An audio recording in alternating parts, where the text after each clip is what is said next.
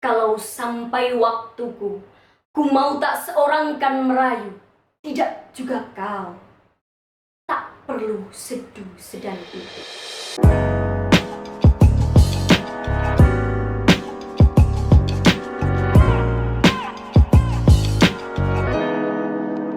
Halo sahabat juara, kembali lagi bersama Arena Lomba bersama saya Nari Muftihah, berbagi informasi untuk Indonesia berprestasi.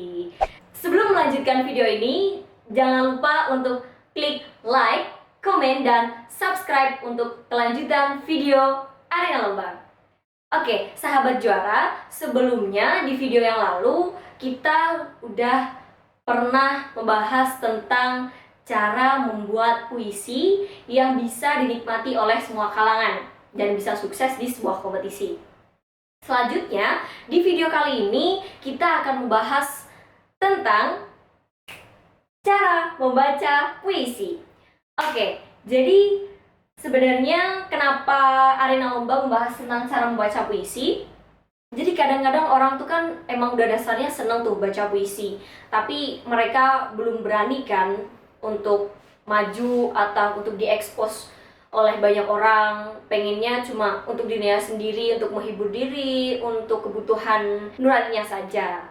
Jadi sebenarnya kalau orang itu mau untuk mengeksplor dirinya, mau berlatih lagi tentang membaca puisi dengan teknik-teknik yang benar, sebenarnya bisa banget untuk diikutkan lomba atau untuk di show up. Misalkan bikin video tentang membaca puisi supaya bisa dibagikan ke orang-orang. Jadi lebih banyak orang yang bisa menikmati puisi itu kayak gitu. Dan kalau orang baca puisi itu kan penafsirannya udah beda-beda nih. Jadi puisi satu itu nanti udah banyak sekali maknanya. Jadi orang-orang membaca itu udah lebih sesuai dengan karakternya orang. Jadi misal orang baca puisi, kalau cuma baca kan belum tentu penafsirannya itu sesuai dengan orang lain. Nah kalau sudah ada contohnya ya orang yang membaca puisi kan jadi lebih jelas tuh. Oh ternyata puisi ini tuh bisa dimaknai seperti ini. Terus beda orang lagi yang baca puisi, oh ternyata bisa dimaknai juga seperti ini dengan ekspresi yang berbeda kayak gitu. Oke, langsung saja. Cara yang pertama membaca puisi yang baik dan benar yaitu tentukan puisi yang tepat. Jadi penting sekali untuk menentukan puisi yang tepat. Maksudnya gimana? Jadi kita kalau misal mau membaca puisi, pilih dulu puisinya, jangan asal membaca puisi. Karena kalau misalkan asal membaca puisi, ya kita nggak bakalan bisa menikmati, kita nggak bakalan bisa menerima apa yang ada di puisi itu. Jadi harus memilih dulu. Aku pengen sekarang tuh aku lagi galau misalkan. Aku pengen baca puisi yang temanya tentang romance, tentang percintaan supaya aku bisa bangkit lagi, bisa bahagia. Ataupun misalkan orang pengen baca puisi karena kebutuhan orang lain yang kamu tuh kayaknya bisa baca puisi deh, coba baca puisi kayak gitu. Ya cari dulu puisi yang tepat itu yang seperti apa, yang sesuai dengan karakter kamu. Misalkan kamu pengen menunjukkan ke orang-orang bahwa kamu tuh bisa baca puisi kayak gitu, tapi kamu masih bingung, ya kamu cari dulu puisi. Oh aku tuh karakternya suaranya tuh emang kuat nih, suaranya tuh lantang kayak gitu. Cari puisi-puisi yang sesuai dengan karakter suara kamu. Misalkan cari puisi-puisi tentang kepahlawanan, temanya yang semangat, yang menggebu-gebu, yang bisa menunjukkan karakter suaramu. Misalnya puisinya Bapak Haidar Anwar yang judulnya banyak kan tuh, ada Aku dan lain-lain sebagainya kayak gitu. Itu bisa banget. Jadi nanti bener-bener kamu tuh bisa mengeksplor diri kamu dengan membaca puisi itu.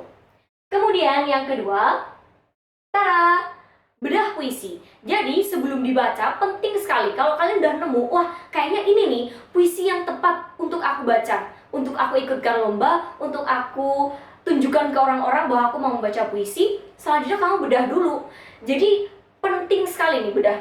Jadi nanti kalian pas membacakan puisi itu gak salah makna, gak salah dalam memaknai puisi itu, dibedah dulu. Dan kalau misalkan pada saat proses membedah puisi ini, lebih baik ya sahabat juara itu bersama dengan orang lain. Jadi jangan sendiri kayak gitu. Ajak teman-teman yang emang udah terbiasa untuk memaknai puisi atau udah biasa membaca puisi kayak gitu. Atau misalkan kalian masih sekolah nih, bisa banget minta bantuan ke guru kalian, atau misal orang tua kalian di rumah emang expert di bidang sastra kayak gitu, bisa tahu tentang puisi, kalian bisa minta bantuan mereka untuk memaknai suatu puisi yang mau kalian bacakan kayak gitu. Misal puisi Aku karyanya Hairil Anwar, itu dimaknai dulu, ini tuh sebenarnya puisinya itu temanya seperti apa, ditentukan. Terus habis itu setiap baitnya itu dimaknai, oh ini tuh menggambarkan sesuatu yang seperti apa, oh ini tuh menggambarkan semangat seorang pejuang yang gak ingin berhenti berjuang sampai Indonesia merdeka.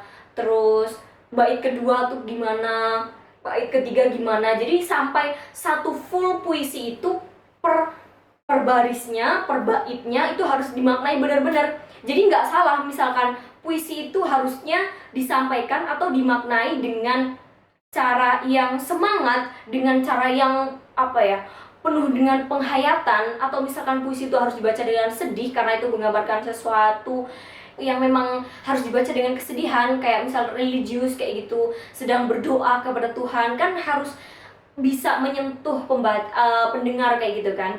Jadi harus dimaknai benar-benar kayak gitu ya. Kemudian selanjutnya, nah kalau udah nemu tuh puisinya, terus udah ditentukan, udah dibedah benar-benar, oh ini puisinya itu membahas tentang ini, harus dibaca seperti ini. Nah kalian pada saat membaca puisi harus banget nih memperhatikan yang namanya vokal, artikulasi, intonasi, jeda, ekspresi, dan penghayatan.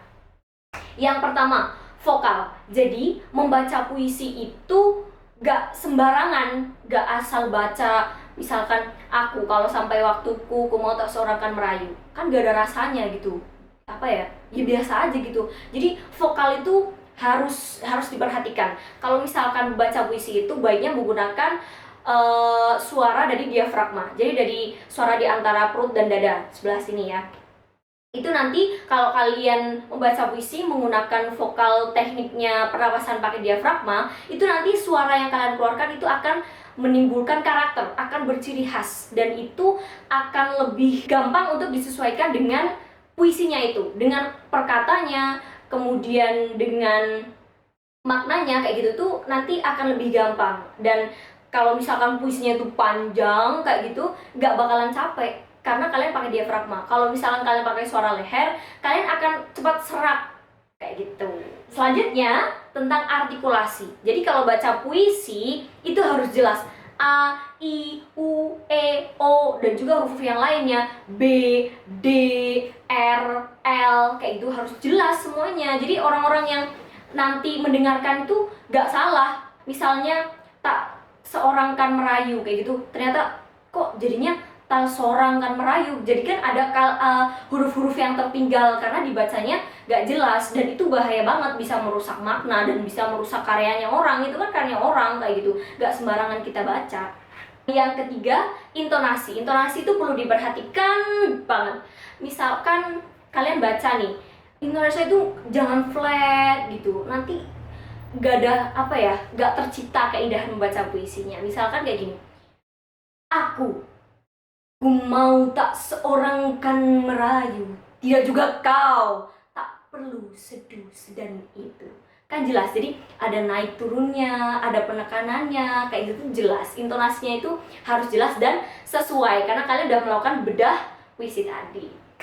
Selanjutnya, jeda.